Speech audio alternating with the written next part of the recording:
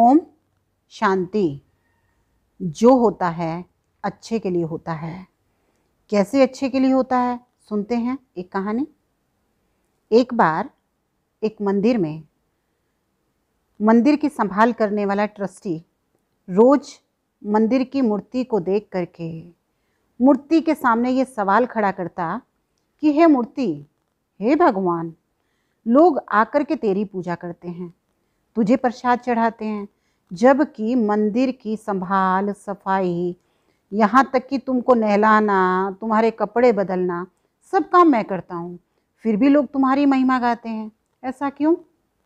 तो एक दिन उसकी पुकार सुन करके वो भगवान जो मूर्ति के रूप में दिखाई देता था, उसने उस ट्रस्टी से कहा, अरे भाई सुन, एक दिन के लिए मैं तुझे ये मौका देता हूँ कि तू भगवान बन करके खड़ा हो जा और मैं तेरा काम संभालता हूँ। ये सुन करके वो व्यक्ति बड़ा खुश हुआ, लेकिन भगवान ने उसको कहा कि तुझे कुछ भी हो जाए बोलना नहीं है, बिल्कुल चुप रहना है। तो उस व्यक्ति ने कहा ठीक है भगवान, और वो व्यक्ति भगवान बनकर खड़ा हो गया। उसी समय उस मंदिर में एक सेठ आया और सेठ ने भगवान के सामने ये प्रार्थना की, भगवान आपने मुझे सब कुछ दिया है, अभी मैं एक नया बिजनेस शुरू कर रहा हूँ, तो उस बिजनेस में भी आप मेरा ध्यान रखना और लक्ष्मी को सदा मेरे घर में भेजते रहना। ऐसा कहकर उसने नीचे अपना सिर झुकाया तो उसके पर्स जो नोटों से भरा था वो वहीं गिर गया। तो वो इंसान जो भगवान के रूप में मौजूद था, उसके मन में आया कि मैं रोकूं और कहूं सेठ तुम्हारा पर्स गिर गया, लेकिन उसे भगवान की बात याद आई, वो चुप हो गया। उस सेठ के जाते ही उसी समय एक गरीब व्यक्ति वहाँ आया और उसने भगवान से कहा, भगवान मेरी माँ बहुत बीमार है, मुझे उसके इलाज के लिए, उसके ऑपरेशन के लिए पैसों की ज़रूरत है, क्या आप मेरी मदद करेंगे? तो ऐसा कहकर उसने भी उस मंदिर में जैसे ही सिर झुकाया तो उसने देखा एक नोटों का पर्स गिरा हुआ है। उस पर्स को देख करके वो खुश हुआ और भगवान का शुक्रिया कहकर वहाँ से चल दिया। और वो इंसान जो भगवान के रूप में मौजूद था, उसके मन में आया कि मैं कहूँ अरे चोर, ये पैसे किसके लेके जा रहा है, लेकिन उसे याद आया कि मुझे चुप रहना है, बोलना नहीं है। इतने में एक व्यक्ति और आया जिसको विदेश में जाना था। उसने उस भगवान के आगे प्रार्थना की, भगवान जी मैं विदेश जा रहा हूँ, मेरे घर की संभाल करना और मुझे सुबह सुबह जाना है, तो आप अपना आशीर्वाद मुझ पर बना करके रखना। और जैसे वो जाने को मुड़ा तो जिस सेठ का नोटों से भरा पर्स गिरा था, वो अपने साथ 2 सिपाही लेकर के वहाँ मंदिर में आ पहुँचा और उस व्यक्ति को पकड़ लिया और कहा, जरूर तूने ही मेरे पैसे उठाए हैं, क्योंकि अभी अभी मैं मंदिर में आया था और जरूर मेरे पैसे यहीं गिरे हैं।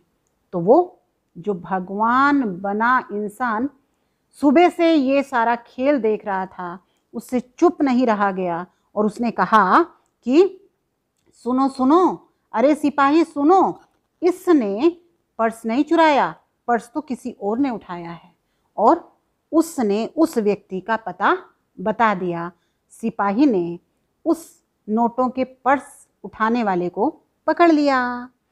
तो वो इंसान जो भगवान के रूप में मौजूद था, वो बड़ा खुश हुआ। और एक दिन पूरा हुआ, भगवान फिर मंदिर में आए तो उसने भगवान से कहा, भगवान जी मैंने आज कितना अच्छा काम किया, मैंने एक असली चोर को पकड़वा दिया और एक निर्दोष को बचा दिया। भगवान ने जब उससे सारी कहानी सुनी तो कहा, अरे मूर्ख, अरे इंसान, मैंने तुझे कहा था तूने चुप रहना है, फिर तू क्यों बोला? तुझे पता है जिस व्यक्ति को तू निर्दोष समझ रहा है, उस व्यक्ति का जहाज आज डूबने वाला था, और ये मैंने ही खेल रचा था ताकि वो एक रात अगर जेल में रह जाता तो बच जाता और उसकी मौत नहीं होती। तो बोला, आप ये बात तो सत्य कह रहे हैं भगवान, लेकिन वो चोर, उस चोर ने जो किया, क्या उसको सजा नहीं मिलनी चाहिए थी? तो भगवान ने कहा, वो व्यक्ति चोर नहीं है, वो लोगों का भला करने वाला है। वो तो अपनी कमाई में से भी दूसरों की सेवा में धन को खर्च कर देता है। और जिस सेठ का पैसा था वो तो बेईमान है। अगर उसके पैसों से अगर उसकी माँ का ऑपरेशन हो जाता तो क्या गलत होता। इसलिए मैंने तुम्हें कहा था चुप रहना है, क्योंकि उसके पैसों से उसकी माँ का इलाज हो जाता और वो मृत्यु के मुंह में जाने से बच जाता। लेकिन तेरी चतुराई की वजह से और तेरे बोलने की वजह से निर्दोष व्यक्ति की मौत हो गई और दूसरे व्यक्ति की माँ मर गई।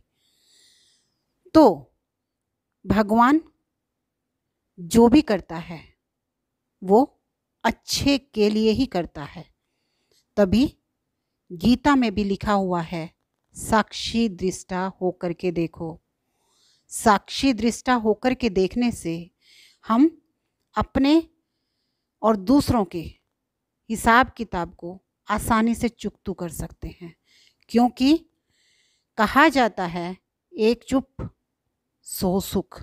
तो चुप रह करके हर आत्मा के रोल को देखो तो कभी भी निराशा नहीं होगी, कभी किसी बात पर प्रश्न नहीं उठेगा। ओम शांति।